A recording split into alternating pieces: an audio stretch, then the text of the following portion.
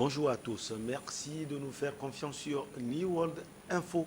C'est l'heure de décryptage. L'éditorialiste Mamadou Diouf est notre invité. Avec lui, nous allons parler de la Côte d'Ivoire et de ce retour de l'ancien leader des jeunes patriotes.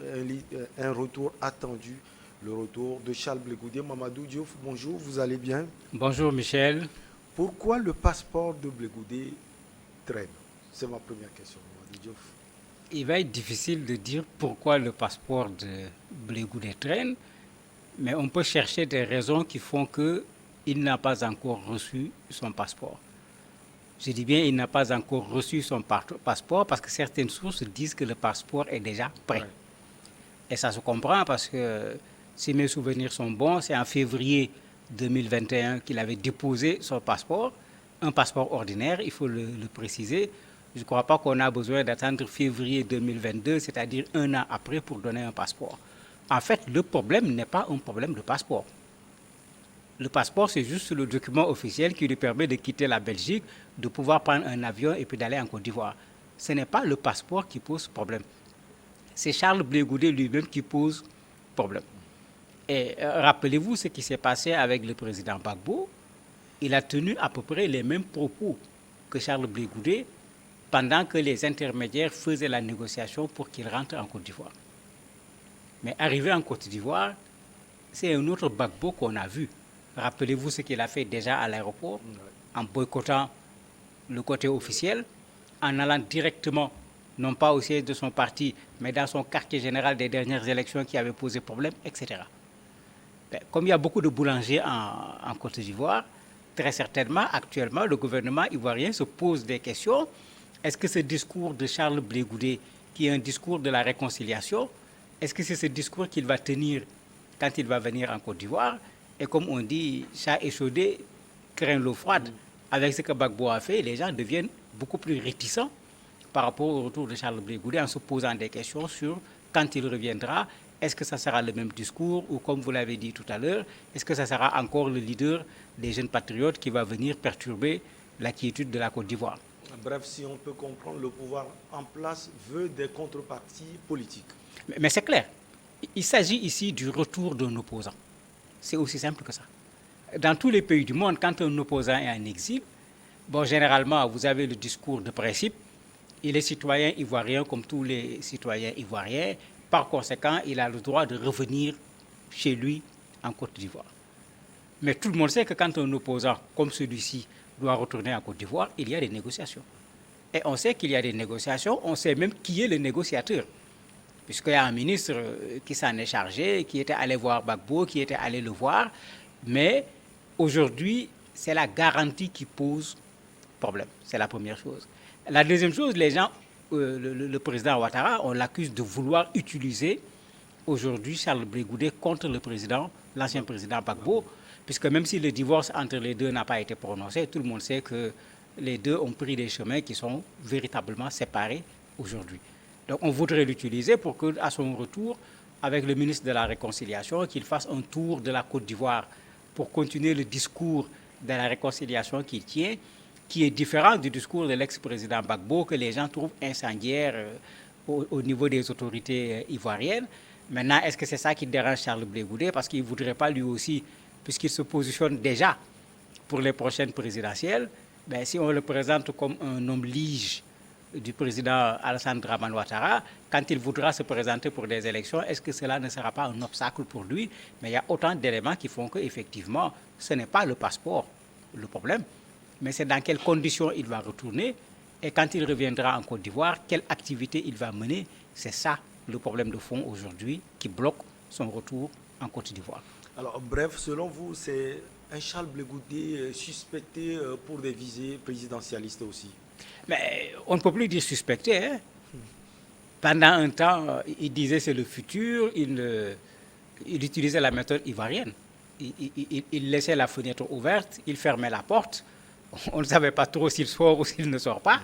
Mais à un certain moment, lors d'une interview avec une télévision internationale, il a été très clair. En montrant ses ambitions pour les prochaines élections présidentielles, mieux même quand on a posé le problème, puisqu'il avait dit quand même que si le président Gbagbo est candidat, lui, il ne sera pas candidat.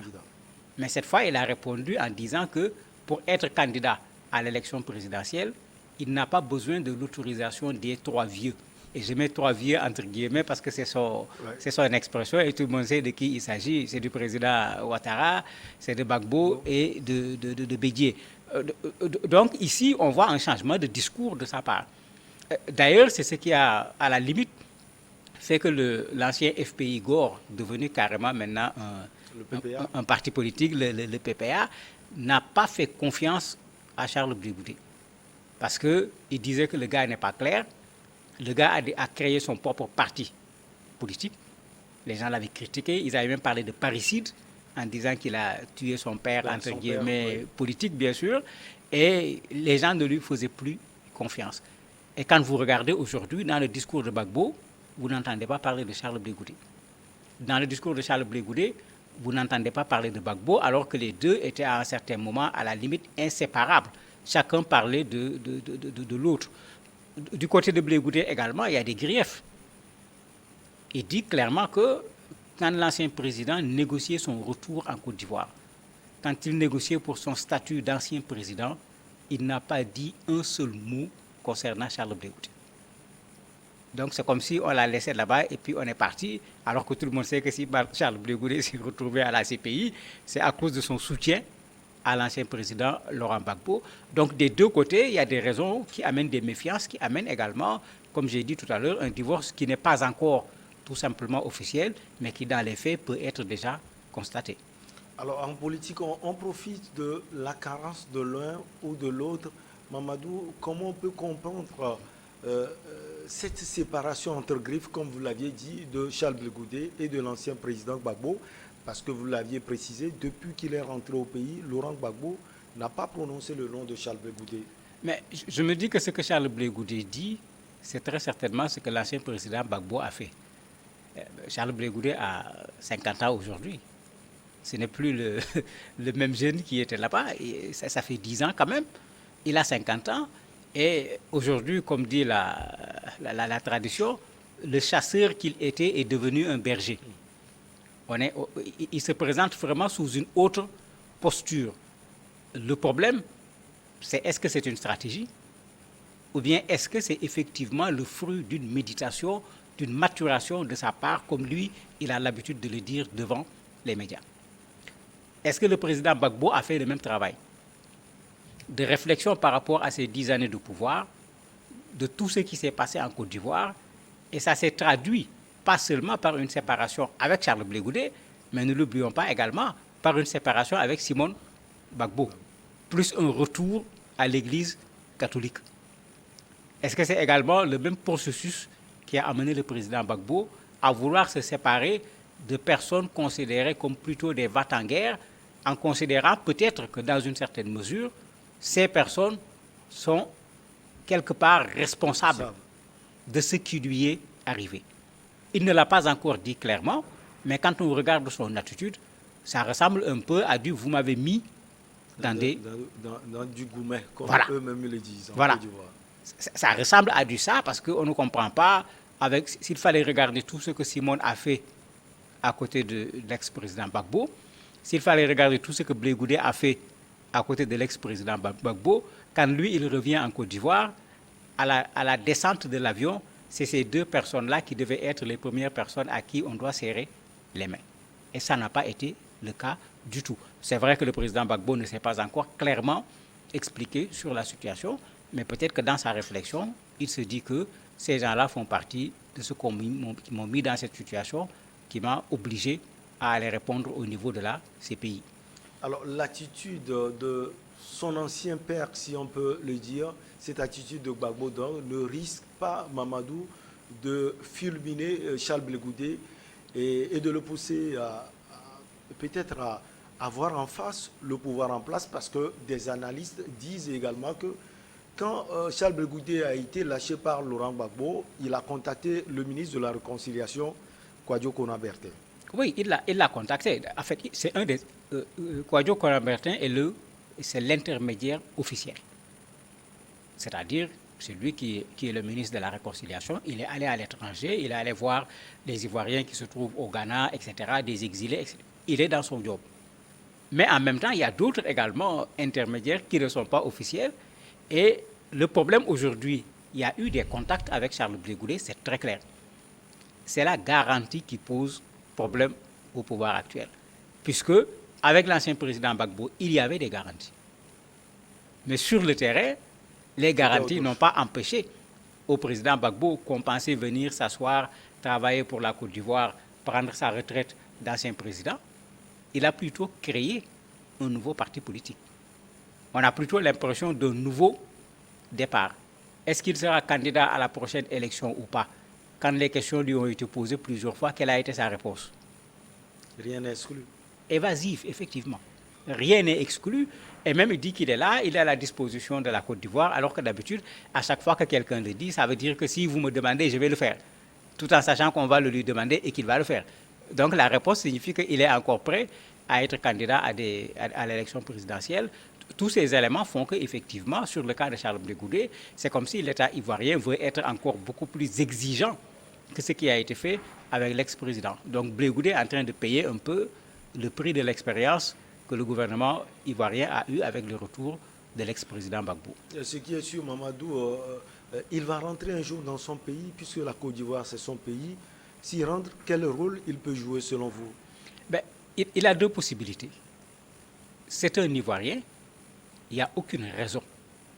S'il n'y a pas des faits qui doivent l'empêcher de rentrer en Côte d'Ivoire, il n'y a aucune raison pour qu'il reste à l'extérieur. C'est ça que j'appelais tout à l'heure le discours de principe. Vous n'allez pas voir un Ivoirien, officiel ou pas, qui va dire que Charles Blé Goudé ne va pas rentrer. Ça n'a pas de sens. Il est tout à fait logique et normal qu'il rentre chez lui. Maintenant, le problème, c'est que pour rentrer, il a besoin d'un passeport qui passe par les officiels. Maintenant, les officiels sont en train de profiter de ce passeport pour le soumettre à un certain nombre de conditions. À lui de voir. Est-ce qu'il veut rester ce chasseur, comme je disais tout à l'heure, mais en ce moment qu'il soit sûr que son exil va être prolongé? Est-ce qu'il est le berger qu'il est en train de présenter? Ou bien c'est un loup qui s'est fait recouvert de la peau de l'agneau pour pouvoir mieux circuler parmi les brebis? Ça, il n'est pas possible de le dire parce que ça nous envoie vers le futur. Quand des gens veulent des garanties sur ce plan, quelles garanties les gens veulent avoir sur ce plan? Ça va être extrêmement compliqué.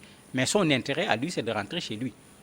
De rentrer chez lui, il a déjà créé son parti politique, il a des ambitions pour la Côte d'Ivoire, il a envie de retourner vers les siens. Je crois que son intérêt, c'est de retourner et il semble l'avoir compris parce que dans son discours, il fait tout pour être conciliant, pour retourner en Côte d'Ivoire. Qu'est-ce qu'il fera après?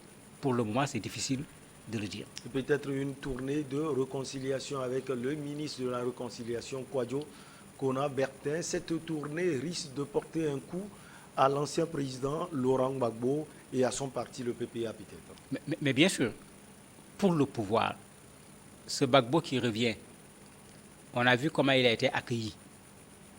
La popularité est restée. Mais si Blé Goudé peut venir ronger une partie de cette popularité, en récupérant éventuellement une partie de cette jeunesse du PPA pour mettre dans son groupe politique, on applique la règle que tout le monde connaît, diviser pour mieux régner. Et ça fait l'affaire du pouvoir. D'ailleurs, certains même vont jusqu'à dire que s'il accepte le principe de faire la tournée, c'est avec les fonds publics qu'on va financer la tournée, puisque ça fait parfaitement l'affaire du pouvoir en place. Maintenant, est-ce que lui, il va assumer jusqu'à ce point son divorce avec l'ex-président Gbagbo, se rapprocher avec le président actuel, ceux qui étaient derrière lui, qui chauffaient la rue avec lui, est-ce que ces gens sont dans la même posture de réconciliation ou bien ces gens sont toujours dans la posture du ministre de la rue qui va chauffer la rue? C'est à lui de réfléchir et de poser le pour et le contre avant de prendre la voie qu'il va suivre après son retour en Côte d'Ivoire. Et peut-être en espérant que l'exil de Soro Guillaume soit prolongé. Mais bien sûr, il a tout à gagner à ce que Guillaume ne soit pas sur le terrain. Il a bien dit les trois vieux. C'est-à-dire que lui, il souhaiterait affronter certainement ces vieux pour que dans la campagne, dire aux gens, mais attendez, ça c'est une ancienne école, il faut que l'ancienne école cède la place à la nouvelle génération. Mais si Guillaume est là, Mais il ne sera pas le seul de la nouvelle génération. Il y aura un autre de la nouvelle génération qui est là. Et autant il a été un turbulent du côté de Gbagbo, autant Guillaume a été un turbulent du côté de Ouattara. Et d'ailleurs, ce n'est pas lui de son côté seulement, ni du côté de Gbagbo, ni du côté de Ouattara. On aimerait certainement que Guillaume revienne pour reprendre également la politique en Côte d'Ivoire, parce qu'il risque également de piocher au niveau des militants des deux côtés. Mamadou Diouf, merci beaucoup à vous. On marque une petite pause et derrière on reçoit Maître Éric Emmanuel Sousa.